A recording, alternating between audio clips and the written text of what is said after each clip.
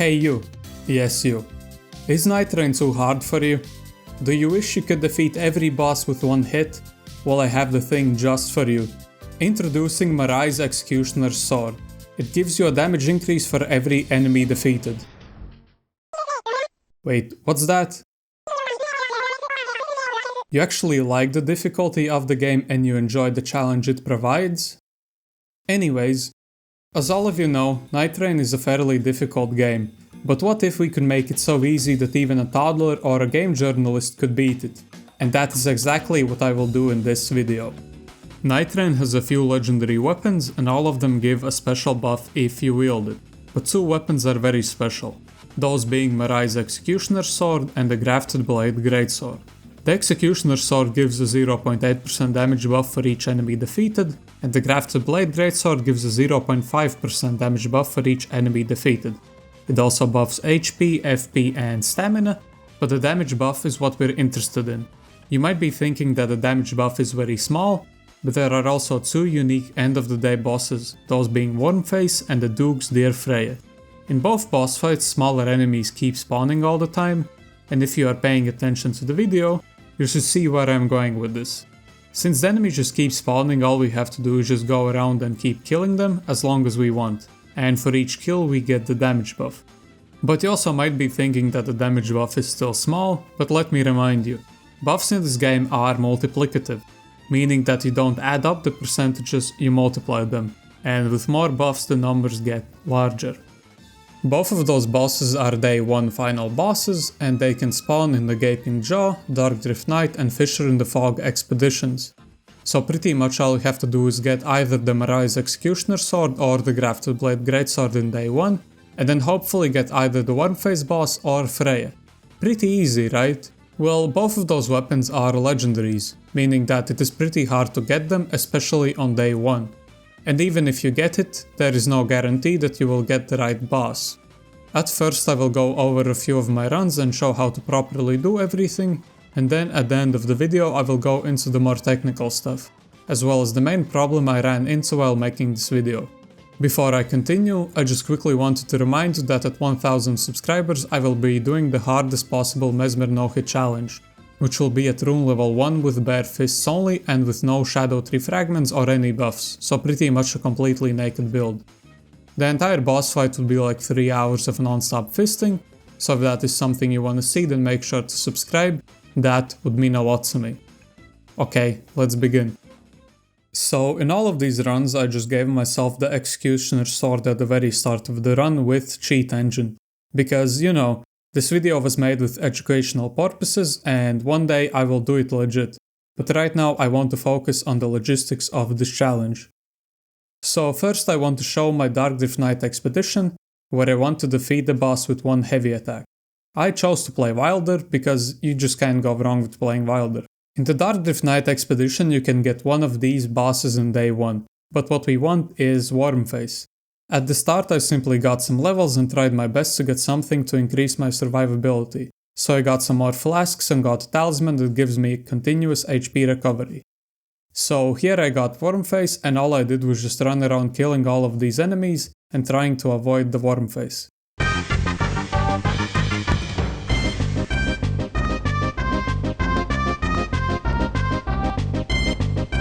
It can be very annoying, especially when you start spamming the grab attack, but it is somewhat easy to dodge.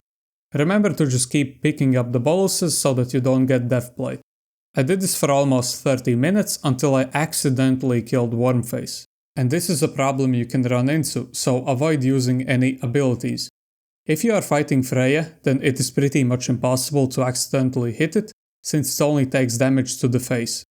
Even though I did beat the boss a bit too early, I was still destroying every boss in the game.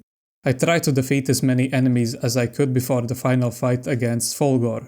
And yeah, here is me defeating him with one regular heavy attack. I even did 19k damage and Fulgor has a little bit less than 12k health. So I could have defeated even less enemies, since I did pick up other damage buffs along the way. Now let's take a look at the Gaping Jaw expedition. Here you can get both Wormface and Freya. So if I were to do this challenge legit, I would go for Gaping Jaw, since you have the highest probability of getting the bosses you need. That being said, in this expedition I didn't get the right bosses, but I still went on to see how much damage I could do. I just ran around the map killing as many basic enemies as I could. And before the end of day 1, Morgoth decided to invade my ass. But I dealt with him pretty quickly. The day 1 boss was the Valiant Gargoyle, and I was already dealing a lot of damage, even though I was only level 9. After this I pretty much smoked every boss I came across. At the castle I defeated all of the Banished Knights, which are probably the best enemies to get here for a run like this. For some reason I got this bug multiple times where enemies just ran out of the zone for some reason. Even the Hippo did the same thing. I guess he saw how fast I killed the Crucible Knight that it got scared and decided to run away. Finally I got to the Gaping Jaw and I simply used my ultimate and used the Ash of War, and the entire health bar just disappeared. This basically shows that if you get one of these weapons on day 1, no matter the expedition, you can still build up a lot of damage and go on to just smoke every Nightlord. The last Nightlord we can attempt this on is Caligo, and in this expedition you have to get Freya on day 1. And this time I did pick Iron Eye instead of Wilder, and man, with Iron Eye this was just so easy. I just scoped in and kept shooting all of the little spiders, and Freya was barely doing anything, so it was in general just very easy. Iron Eye is probably the best Nightfarer for this challenge, since you can just shoot down all of the enemies so fast. For some reason I even got invaded by Augur, and man, what an unlucky day for him to challenge me. Of course I one-shot him with my bow. My goal was to defeat Caligo with Iron Eye's ultimate, so I basically needed a damage multiplier of 24. And I for sure did too much since I dealt 30k damage, but Caligo has 12k health, so yeah. It looks like I might have hit it in the head and that is why the damage was higher than I expected, but yeah, you get the idea. So in a few of my attempts I ran into a bit of an issue, and you can see it on the screen right now. As you can see, I am hitting the boss, but I am not doing any damage. Now, at first I thought that I simply started to deal too much damage, and possibly the game has a hard-coded maximum damage, but that wouldn't make sense because of this clip. As you can see here, I defeated the Ancient Dragon with 147,000 damage. I wanted to kill more enemies, so I ran to this camp. As you can see, I killed those enemies just fine, but after that I stopped dealing damage in general, no matter what weapon I used. So what I believe happened is that either this is simply a bug, or that the game has a limit for how many buffs you can have, and I simply exceeded this limit by killing too many enemies.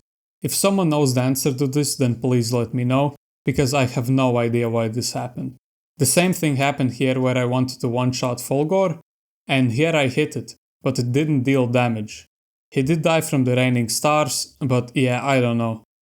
So to find out how many enemies you need to kill, just find out the required damage multiplier. For example, Iron Eye's ultimate at level 15 does 509 damage, and Caligo has 12,000 health in solo. So you need to multiply your damage by 23.6.